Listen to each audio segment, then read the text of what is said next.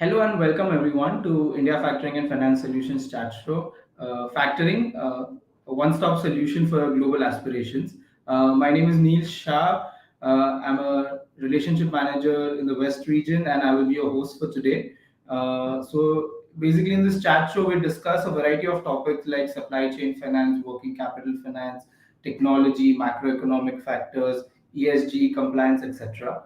And we've got a very good guest lined up for you today. Before I give a brief introduction about him, I would just like to introduce India Factoring in a few words. Uh, yes.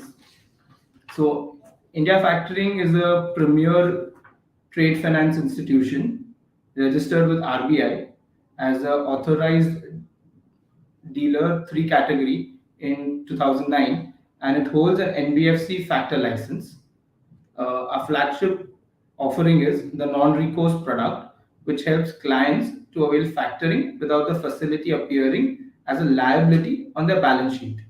Such niche, structured trade finance products from India Factoring offer ease and flexibility in managing working capital requirements of businesses by funding an agreed percentage of invoices soon after shipment of goods or after services have been rendered. We are world number 7 and have been market leaders in export factoring in India since 2018. Now, I would briefly introduce our guest for today, Mr. Milind Joshi. He's the Chief Financial Officer for Maximus International Limited. He is a chartered accountant, company secretary, cost management accountant, and also has a diploma in information system audit. He has a graduate and postgraduate degree in commerce, along with specialization in accounting and financial management and post graduation. He has also qualified national eligibility tests conducted by University Grant Commission of India. He has also been awarded the Junior Research Fellowship by the University Grant Commission of India. He has a rich experience of working with world's big four audit firms. He has expertise in corporate finance, financial planning and strategy, financial statement analysis, internal controls, legal and statutory compliances. He has also served as a faculty of diploma in information system audit. I would like to welcome Milan to the chat show. Hi, Milan. Welcome. Hello, Neil. Thanks a lot for inviting me to this August ceremony and this chat show. Uh, it has been my pleasure to be with India Factoring on this chat show, So I and uh, I think thanks to Gauri as well for connecting with me and giving this opportunity to uh, to have my thoughts placed before the audience and to discuss some of the burning topics of the economies. uh, welcome. Thanks a lot. So I think without further ado, I don't think let the guests waiting. Everyone who's joined, thank you for joining. I think we'll start. So I'll start with a very basic first question. So I think what are your views on the current geopolitical situation around the world today? Uh, I actually, Loaded question. I know it's a very loaded question, but I think just briefly, if you can explain where do you see the world right now? yeah, definitely. Actually, I never wanted to, start on a negative note, but still, it's we need to accept the same that, and with that note, uh, I'd say that this is, I think, the weakest global growth profile which we have since 2001, barring the two phases. That one is the global financial crisis, and the second one, obviously, the recent one, the acute phase of the COVID-19 pandemic. So apart from that, I think we are among the weakest global growth profile currently. Even a couple of months back, IMF also expressed their concerns about the global economic and the financial fragmentations, which have intensified across the countries in the world. And that is majorly due to the geopolitical tensions occurred amongst the various countries, including the US, China, their strained ties, and the Russia's invention of Ukraine, which was supposed to be a game of few days or a few weeks, that has long lasted for almost uh, years now. So these are the burning issues for the all the geopolitical economies and geopolitical tensions which are basically affecting this all these economies. And especially I'll stress upon the financial fragmentation which is currently happening, and which has affected, almost like the cross border investments. We have already seen that it has disrupted the international payment systems as well. Many of the underdeveloped countries or the developing countries have started making the restrictions on the uh, foreign fund outflows, and and altogether these are affecting basically the asset prices as well. So these are the repercussions basically due to financial fragmentation which has occurred due to the all these geopolitical uh, tensions which I just mentioned. And last but not the least, the the hot topic, Russia Ukraine crisis, which is still continue, and which is the most disruptive global geopolitical event in the recent past after the COVID. And that has elevated the prices, and which has caused the volatility in all the oil and gas prices. And the countries and the region like EU is already finding the alternate energy solutions, like a coal, nuclears, and the renewable energies.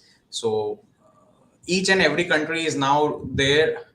Each and every country is trying to reduce their dependencies on the other countries, and they always want, everything must be there under their shelter, and they should have the minimal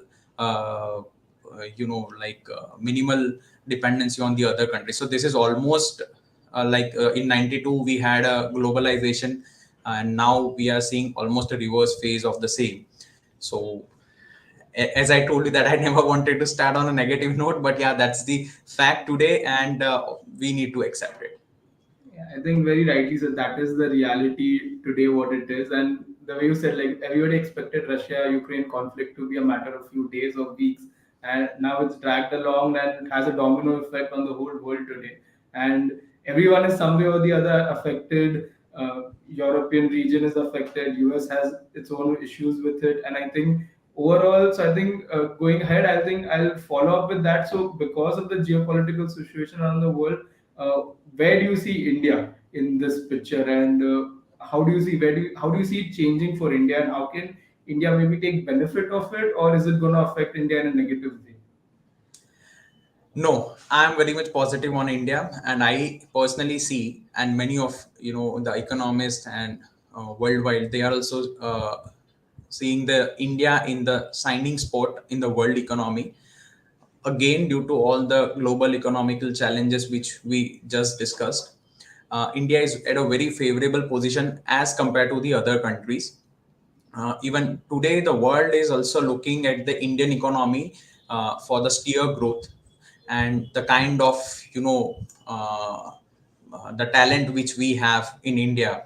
Our relations with the major developed countries like US, Russia, the way we have handled the situation of Russia, Ukraine, the way we have handled the situation of US, China, and especially the commendable job which the India has done by getting importing the Russian oils at the lower prices, and maintaining, so which has basically help in maintaining the inflation under the control, uh, and maybe at a much better level than what was expected. So I think inflation has burned the pockets of all the countries, but India is one of the country where they have they did the fair job in controlling the inflation.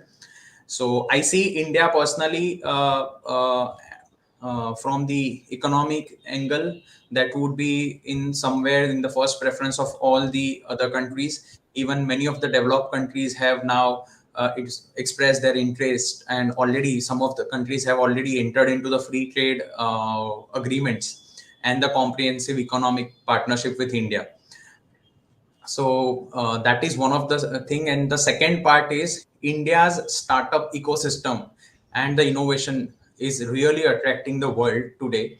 uh, like last 3-4 years we had a many unicorns, and India is one of the fine spot to start the startup, and even government is also supporting the startups by introducing the benefits and the favorable measures, right? So I think world has already recognized, and they are more recognizing India's strong economical fundamentals, demographic dividends, and I would say the one factor which we always curse, that we have the largest population. I think that is our strength, that we have unmatched consumer base, uh, along with the skill sets which we have and the management ability of the youths.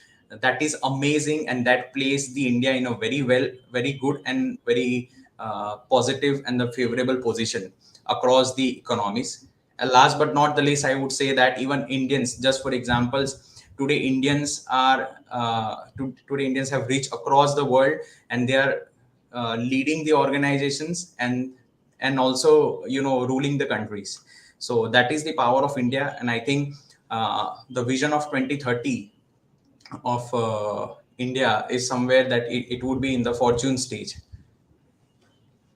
I think very nicely said. What I really liked what you specified was India has the highest population now, and we've always considered that to be a negative. But I think now the way you said, it's time to make it a positive and use that for a benefit with the current geopolitical situation. How we can actually benefit from this. That was a very intriguing and a very positive way we can all look at it. And definitely there is a bright future for everyone in India, and there is a bright future for new startups. There's a bright future for individuals with the right skill set. It's People need to start upskilling themselves, and I think you will see the benefit of that surely.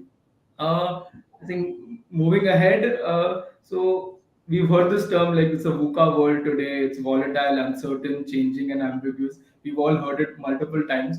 So, Correct. looking at you, a modern day CFO, how do you stay agile in this VUCA world, and how do you tackle the challenges that you face today?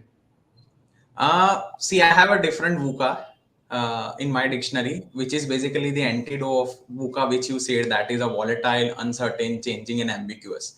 So I have created a mantra which is an antidote of the VUCA. So basically, I believe that we should counter the volatility with the vision. That means, yeah, obviously, today the only thing which is certain is change, and you can say that we need to accept it. We can't resist it, so we need to accept and embrace the change. uh, Honestly, like, even within, not only for ourselves, even when you are leading the teams, you should keep the targets and the goals for your team a bit flexible. Keep always the buffers for them, so whenever you want to amend them and it is required, then you can do it. This basically allow the team to self navigate all those unsettled and unfamiliar situations and react quickly to the changes, you know. So that is a mantra, like, kill the volatility with the vision. And the second is like, meet the the second is, in the VUCA, is uncertainty. So I always believe that the meet the uncertainty with the understanding. That means, what is the uncertainty that we first need to understand. So for that, we might have to pause, to listen and look around, have a internal discussion, brainstorming, and prepare your team well enough to meet the uncertainties. Regular stage review and evaluate your performances, and see that what you have done very well, what you have done well, what you couldn't do well, or where you have not met the target, is what came as a surprise, is most important, what came as a surprise is, and what you could do differently next time. So many times we also do the same. So it is always something, I always believe that we should hope for the best, but prepare for the worst. So that is the ultimate mantra to uh, tackle the uncertainty. The third comes a complexity. So I believe that we should react to complexity with the sound clarity. We should communicate clearly internally, externally with our people. We should understand the complex situation, and we should make them understand. We should understand their views as well, like what difficulties they feel. and accordingly we should develop the teams and promote the collaborations across the organizations so that our teams are comfortable in handling the complex situations. Last but not the least, in the VUCA, the A that is stands for the ambiguity. I would say that battle the ambiguity with the agility. So whenever there is an ambiguity, obviously you are ambiguous about the couple of options. So that's why you need to be a bit agile. So along with the clarity, you should be agile as well. So hire, develop, and promote. I think those people within your team who thrive to be in the FUCA environments and who have those capabilities and comfort, to solve the complex and the challenging situations, and who has even the decision making abilities as well. So we need to build our team accordingly, and we need to elevate the whole team towards those situations where we find the VUCA situations. That is one thing. And I think for that I always do the job rotations and the cross functional trainings to meet all the VUCA situations. That is one of the, I think, basic control which we can always place. I think I'm very happy. I was very surprised to hear what you said, but it was something that was a big learning for me. We've always heard VUCA in one particular way, but having the vision, the understanding, the clarity, and the agility to tackle the VUCA, I think it's a very good way for people to understand and implement in their day-to-day life.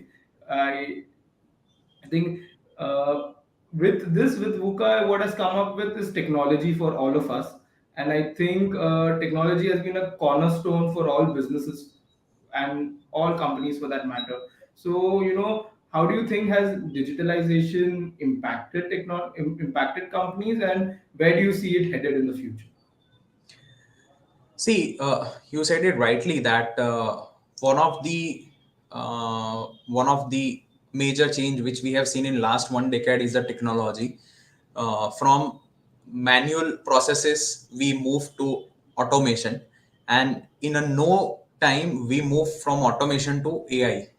So many of the manual jobs are now done by the AI itself, and earlier, at least some of the professionals were saying that हमारा job बहुत safe है, but those jobs are now taken up by the AI. So that is a huge disruption which has been brought by the AI. And I think in line with that, all the organization should also wrap up themselves and prepare themselves to adopt those technologies. Otherwise the competitive advantage might be taken by someone else who is adopting all those changes, especially the AI. The AI is being carried out by the AI now. It is something like, I'm not sure whether we would be there in the chat show after the 5 years or not. AI may take a place. They'll ask just for to give us the briefs about the questions and answers, and we might see the virtual anchor and the virtual host and the virtual guest, someone pretending to be like in our avatar, and they may have this kind of disruptions. And I think that is the huge disruption, and I think many of the businesses are taking that as an opportunity.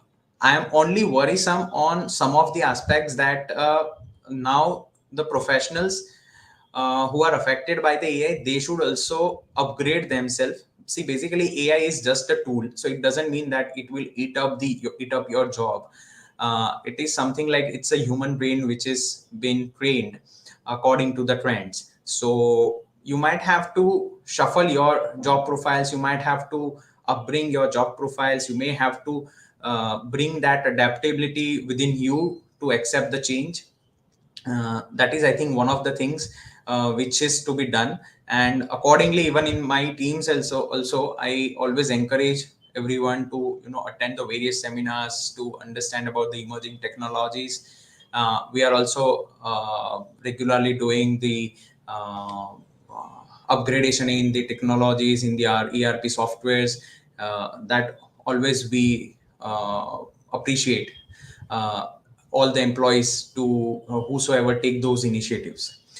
So that, I think that is the most important benefit which we have, that the with the use of a new technology and emerging technologies, we can even uh, we can accelerate our growth path as well. I think very nicely you said that people have that fear that maybe AI will take up their jobs in the coming future, the way it's headed. But the way you said, like the requirement for the manpower is always require is there, and I think what people need to understand is upskilling themselves with technology is critically important for individuals as well, and for I think for companies as well. On that note, even we recently upgraded our operating systems after 5 years, and at first it used to be like you can upgrade after a decade, and it used to be still that you're doing it very early. Now within 5 years, you need to, if you want to stay up to date with the new technology to serve your customers better, you need to keep doing it. We've recently done it, and I think the way you said, that's the right way to keep, not lose your competitive advantage, not lose the first mover advantage. You need to be up to date with it. We Yeah, just in fact, received we a are also question. doing, we are also migrating to the high-end ERPs right now, and that is one that where I learned actually that we were in the fear that there might be the resistance from our teams, but I think our teams throughout this all years, they were very well equipped to adapt the changes, and very smoothly we are currently moving to the new ERP, and even we will go for the parallel implementation and all, where the work routine works would be doubled almost. But the support which we are receiving from our internal teams, it is really appreciable and commendable. I think that is what you were trying to say, that like the earlier situation was that even in a decade or 2 decades we need to change the technology. Now the time is that we need to move to the new technology maybe in the couple of years itself. Yeah. That is what the frequency of the change which has been there. Yeah, and that's what the current situation definitely demands. And Yeah. okay, we just received a question from Brushali. So I'll read it out to you. In today's global economy, currency fluctuations can significantly impact multinational companies.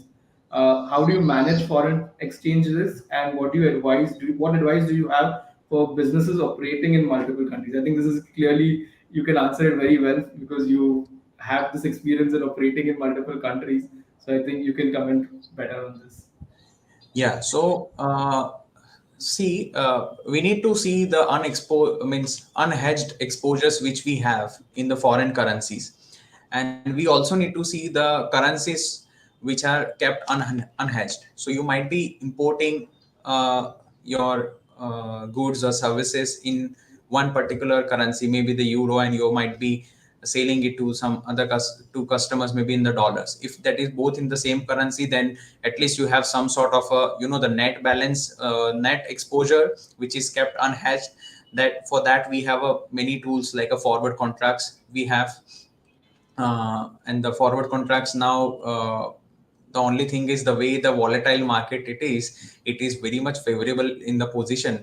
Earlier, I think before COVID, there was a phase where the dollar movement was not that much, and many times it happened that you might pay a more premium in the forwards rather than the what you gain or loss you might have occurred. So there was always a situation, but now it is very much very much advisable to hedge your exposures, uh, especially when you have the exposures in those countries which are either in the developing stage or maybe the underdeveloped stage. So I'll give you the example that maybe the underdeveloped countries like African countries, there you will see the high appreciation of the dollar as compared to the developed countries, where so overall when you see that the markups and all which are charged by the banks, so ultimate hit by you, ultimate burn in terms of the foreign exchange would be quite on a higher side if you are dealing with the underdeveloped countries or the developing countries as compared to the developed countries. So the ultimate one of the popular hedging tool would be the forward contracts, where you can hedge basically. Now the many of the countries have started doing the businesses in Indian rupees as well. So that also you can, and RBI has also allowed that, so that also you can explore. that will basically kill the foreign exchange fluctuation, but subject to the acceptance by your customer or the supplier. So I think that is what we can do best for the foreign exchange risk. I think thank you for the answer. I think Vrushali, I hope we are able to answer your question satisfactorily. Before we move, I think another question just come up. We'll take this. In a recent statement by Mr. Ajay Banga, World Bank president, he emphasized that India has a window of 3 to 5 years to seize the China plus one opportunity and attract investments by building new manufacturing units outside of China. How do you assess India's current positioning to capitalize on this opportunity? And what steps do you believe the country should take to attract the desired investment and foster its economic growth? See, I think India is right now in the favorable spot in terms of a geopolitical position which India has, except our relation with the China. But as you know, that China has good relations with very few countries, and with all those countries, majority of the other countries do not want to deal. So across the globe, all the countries have adopted the China plus one strategy. And I'll give you the example why this has happened. Uh, the China plus one theory has already started since Trump days. So Trump has basically triggered this US and China ties, which basically got bittered while the exit of the Trump. And as such, Biden has also not done any efforts, has not put any efforts to improvise you can say the improvise their relations with the China, because basically they are, they have seen certain risk with the China. So I think India is very well poised. Again, I'm saying the three factors which we have. The first one is the unmatched consumer base. So India is not only the consumption story now, even it has a growth story as well, due to its strong economical positioning and the economical fundamentals and the geopolitical position which it has. Second, as I told you, the demographic dividends which we have, right? And the unmatched skill sets which we have, the starting from the lower level laborers till the high skilled tech personals and the top leaders, the CXO lines which we have, and the management abilities of the youths. So I think that is one of the thing which is very lucrative for right now for the world in India. And India, within India itself, government is also boosting up the startup, you can say, they are basically appreciating the efforts of the startups and they are motivating them. So I think that is how we are well poised right now. And I think the ambitious goal of 2030 of a $2 trillion, we are definitely going to achieve. I am pretty much sure on that. Barring some of the improvements, I'll tell you that what are the improvements, and I think you must have noticed that now the government has slowed down the talk about the EV since last couple of quarters. You must have seen, because Correct. they have also realized that our dependency was early on crude oil. The same dependency we are going to shift to some of the precious metals, which we are going to use for EV. So, as such, apart from the environmental factors, barring the environmental benefits which we are going to fetch, apart from that, I think we are not doing anything great to reduce our dependency. Rather, our dependency might shift to those countries where we don't have a good relations. Currently, at least, we have a good relations with all the oil producing countries, and that's why we are, I think, one of the country which is in the finest spot to buy the or to import the crude oil at the cheapest rate across the world, right? And that is why I think now the government's vision has shifted from EV to hydrogen based energy, the alternate energy, where we don't have a dependency on the other countries and we ourselves have those reserves. I think hope we answered the question, Riaz. But just adding on, I think what we said earlier was very true that all countries are heading to a sort of being self-dependent. Like they don't want to rely on other countries as much as before because we've seen how the wars, COVID, and other things have impacted relations between countries. So I think what you rightly said, the target that you want to achieve $2 trillion of exports by 2030, what India is targeting, we are on track for that, and I think China plus one will be able to take advantage of that to achieve that target. Uh, Moving on, I think another question from Adya Srivastava. As a CFO, you have to strike balance between short-term financial goals and long-term sustainability. How do you manage this delicate balance and ensure the company's prosperity for the future? It's a very good question. I would. Yeah, how do you manage this? See, just on these lines, like uh,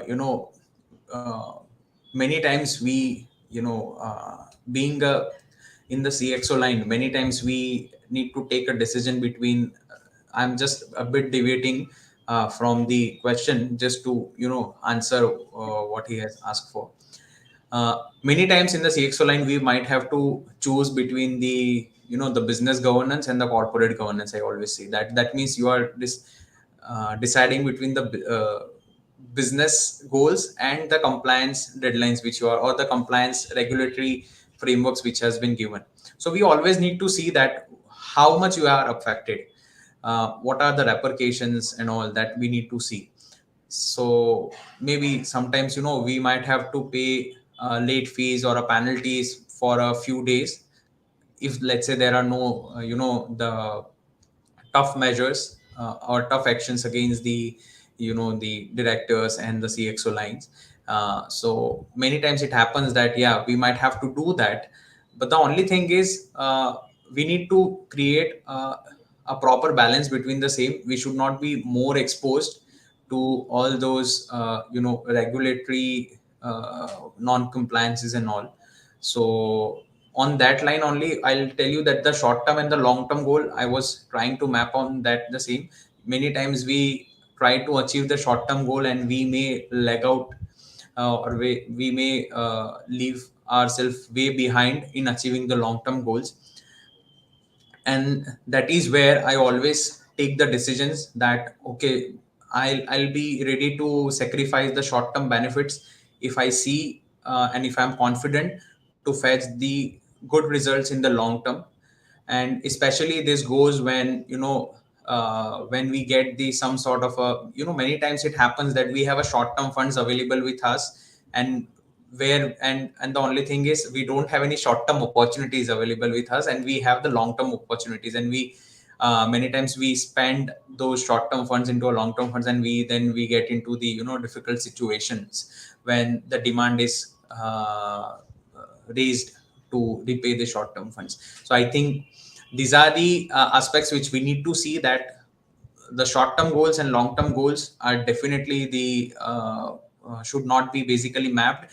I always see the short term goal is a subset of a long term goals. Let's say if you achieve the short term goals, subsequently ultimately you should achieve the long term goal. So whenever you are built, so short term goals are always coming from the long term goals itself, and they should be a part and the within the path of the long term goals. Anything which is not within the parameters and within the vision of your long term goals, that should always be avoided.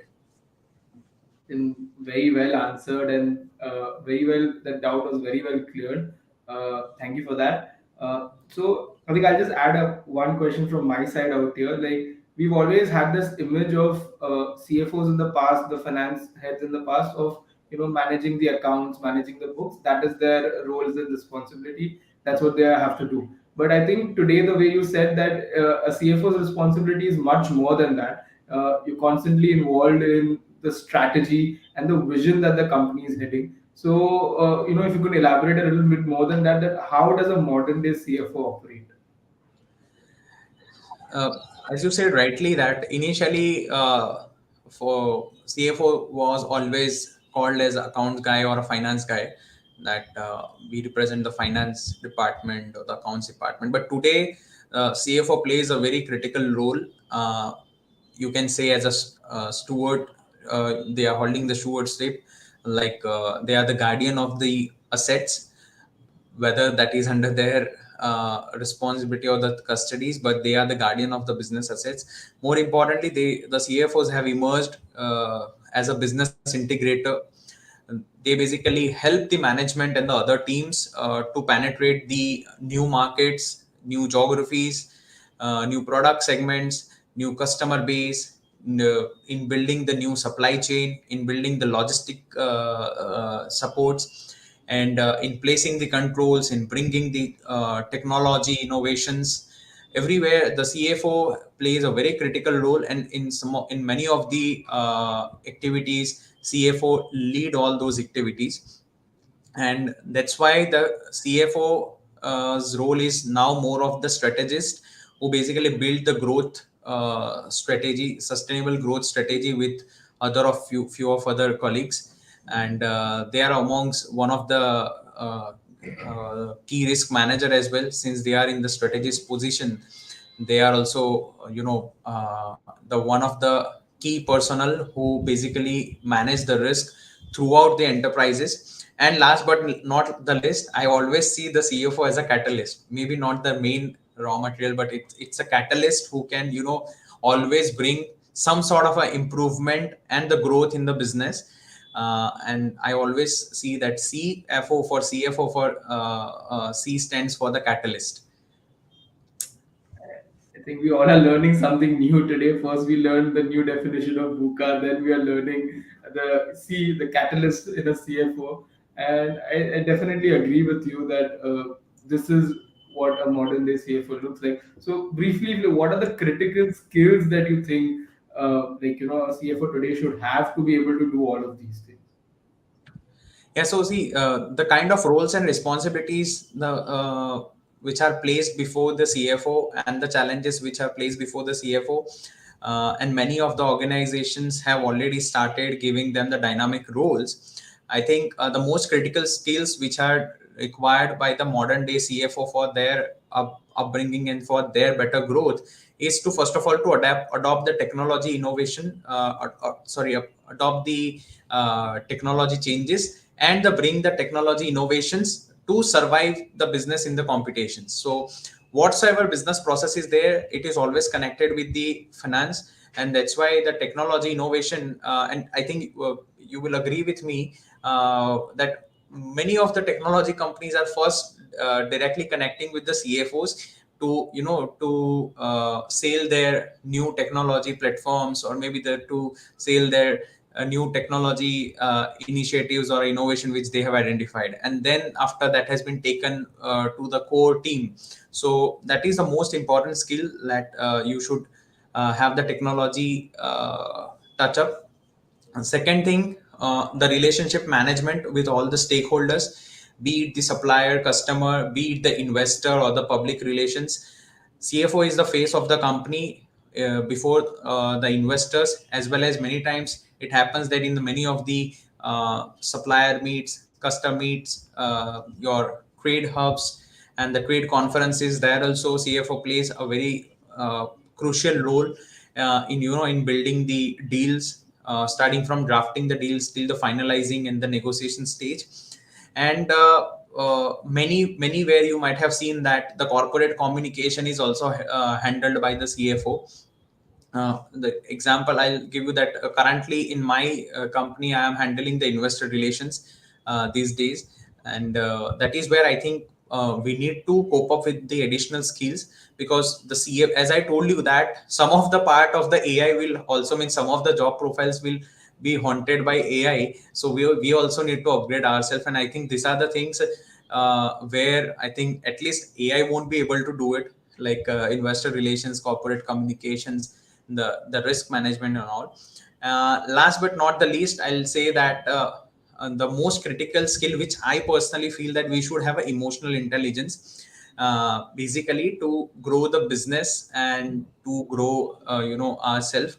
We should have those emotional intelligence. Many times it is told that uh, the business दिमाग से run करना होता है, दिल से नहीं करना होता है. But I have a bit, a combination of both. We should have the emotional intelligence, so keep the good relations, always be there, always take the decisions from the mind, but be in the right spirit and the right moral. I think Means in very the ethical way, I mean say. Yeah, I think it's very nicely said that you deliver what you commit, the way we say, and for the future you need to have a strategy, and like a CFO now has become part of deciding that strategy, suggesting that strategy, and executing that strategy as well. And the way you rightly said, like it's much more like a lot of skills are required today. But what I think is difficult for an AI to achieve is that emotional intelligence and that connect with your clients that you can have as an individual, and those things I think will always remain in the future as well. Uh, Moving on to something different, I think, as you know, UAE is India's second biggest trade partner. Recently, it's been in the news because of the free trade agreement and doing exports and allowing exports to be in INR now, other than rather than dollar. So, what is your view on it? How will the Indian exporters be able to take advantage of this? And a little bit more. Usually, we get questions in the talk show. You are situated out of UAE as well. You've got entities situated out there. So, if you can talk a little bit more about the regulatory frameworks which are different from India in UAE, and how do exporters take advantage of that or deal with it in that matter, that they can build better relations with with importers out there. Okay, so yeah, UAE has means India has a very good relationship with the UAE, and I think apart from the Pakistanis and the Philippines, Indians are the most crowd which is available in the India, and especially the many of the South Indians prefer to to move to UAE for the businesses and for the employment opportunities. So yeah, in UAE and India has a very good relation, and what you said is very much correct that they have done uh, commendable arrangements in the recent past to boost the economy of India and UAE both. Talking about the regulatory framework, you can say, see, India and UAE both have adopted some sort of a British law background itself. So almost in line, the only difference which is there in terms of, let's say, incorporation of the companies and all, there here we have one registrar, basically the under the MCA. There we have a registrars for each of the Emirates and the free zones. So the only thing is, they each of the registrars have their own set of rules, which is laid down under the direction of the respective sheikhs of the Emirates. And you would surprised to know that in one of the Emirate you might need to do the audit of your accounts compulsorily. In another Emirate you might not be doing. You might not be required to do it mandatorily after submitting certain criteria, as it is compulsory.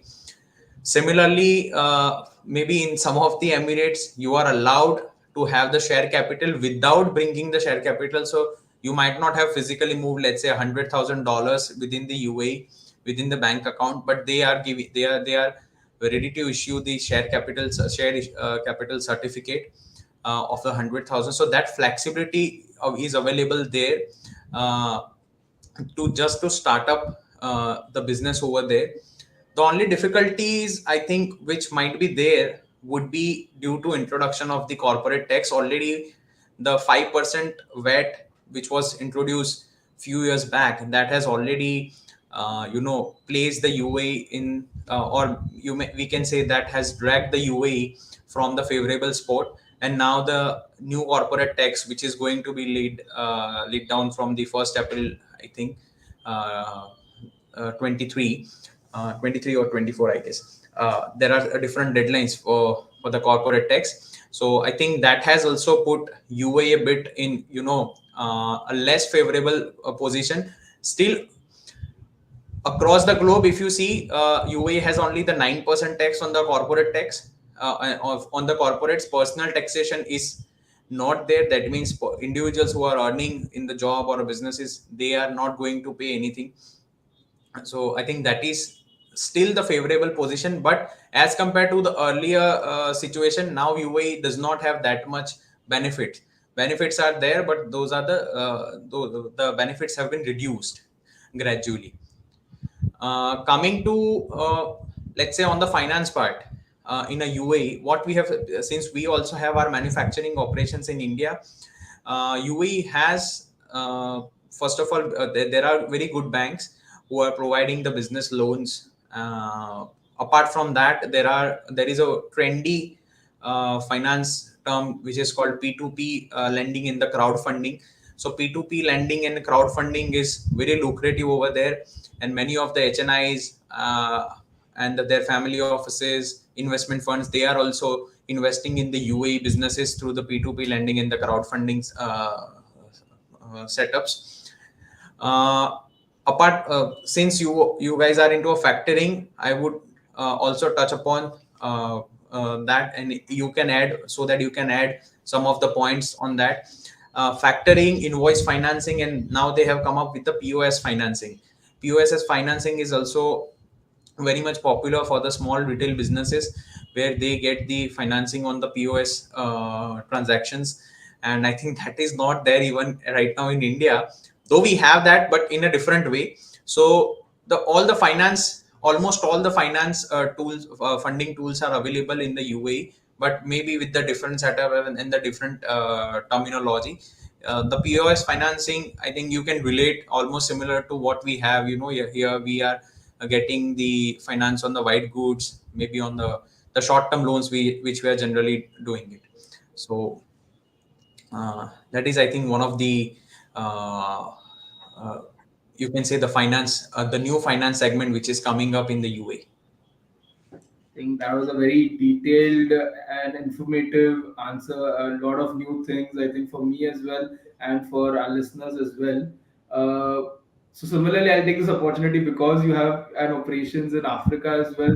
So the way you were able to explain all of this for UAE, if you can just explain a little bit more. I think you're situated in East Africa. So what is the current scenario out there, and how do you see that headed? And what kind of relations, trade relations, can India have with Africa in the future? Yeah, so in Kenya, what we experience, like, again, we are into basically into Kenya, in East Africa specifically, and now we recently we have launched our expansion plan in the East Africa. So we are moving to some of the other East African countries as well, like Tanzania, Uganda, Rwanda. Already started, appointing the distributors over there. We are setting up our distribution channel. We are gearing up our supply chain also accordingly.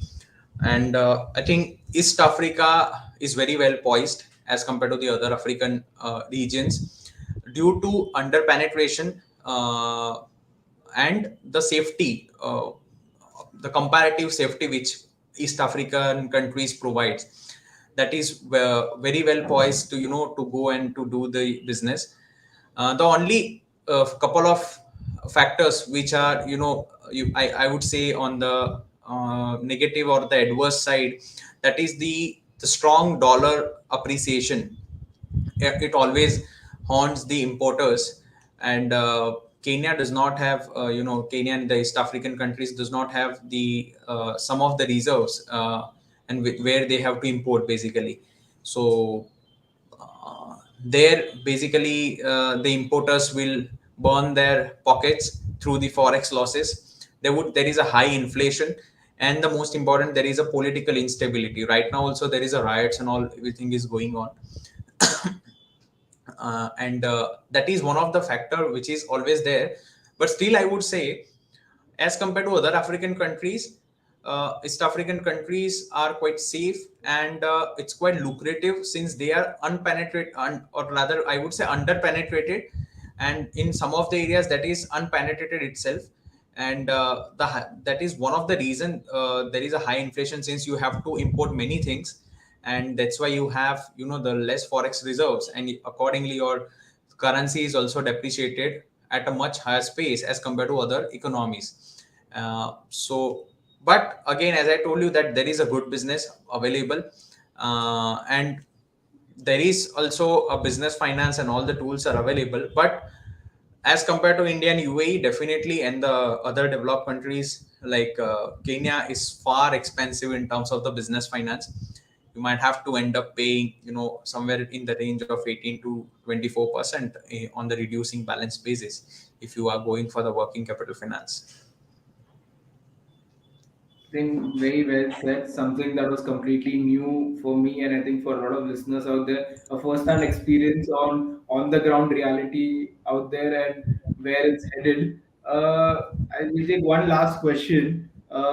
So we've come upon sustainable finance, sustainability. We've about ESG. So how do you think in today's time, as a CFO, you and as a company itself, uh, take gives importance to these topics and execute it in a way that is beneficial for the company and for the surrounding as well? See, I tell you, and as you said, the sustainable finance. See, now earlier in the recent past, we have seen a many finance crisis in the financial scams. Now the banks, including the reserve banks, they are very cautious on the each of the front. So this is something like a situation in the Hindi we said that ek khun maaf. So now even that is not also allowed. So like if you are very disciplined and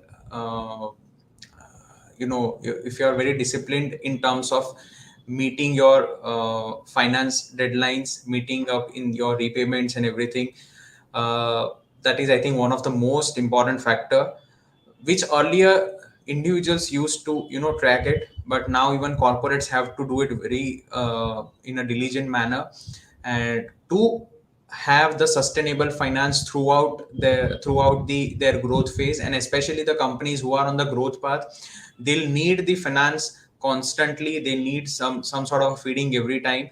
Just for example, since we are also we have already triggered the expansion plans, we are always diligent and disciplined to meet our financial deadlines along with our financial goals. So we are not taking, as I told you, that we are not taking any sort of decisions which may help us in achieving any the short term benefits, but which may hamper our long term growth plans.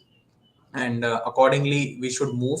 And whenever you are looking for the any long term finances or the any long term finance arrangement, now there are so many uncertain events. No one was knowing about the COVID-19, the Russia Ukraine war. There are so many uncertainties in last couple of years, or last 3 4 years, and that has actually put CFOs in a very critical role to have the some sort of a risk management while availing the finances, and to have the sustainable growth along with the sustainable finance. I think very nicely said. I'll just highlight something out here. Because of these uncertainty, I'll take this opportunity to pick our product. That's why what we're offering, factoring, is a non-recourse product, which gives you that security that if the buyer defaults, your receivables are secured. And I think the way you said, I think companies need to start evaluating other options of financing, take advantage, secure themselves, and make sure that they're prepared for the uncertain future. So I think on that note, thank you so much for giving your time and the insights that you shared. Really innovative and something that I think would be helpful to all the listeners. And once again, thanks everyone for joining in. Everyone who's put up their questions, I hope you were able to answer them satisfactory. And once again, thanks a lot, Milan, for joining. Thank you, Neil. Thank you for inviting me again, and it was really wonderful and the pleasant discussion with you on the various topics. I never thought that we will touch upon so many topics in such a short span of time. But I think you did a fantastic job being a host, and I really enjoyed the entire the 1 hour session which we had. Thank you once again for inviting me. Looking forward to Thank meet you. you. Yeah, thanks. Thank you, Milan. Yeah. Bye. Bye. Thank you, everyone. So we keep doing these sessions on regular intervals. Please join for the next chat show. We'll put the details up soon. Any other questions you have about factoring, please feel free to approach us on through LinkedIn or directly through our website. There are numbers given. You can directly call us. Till that time, we'll see you next time. Thank you, everyone.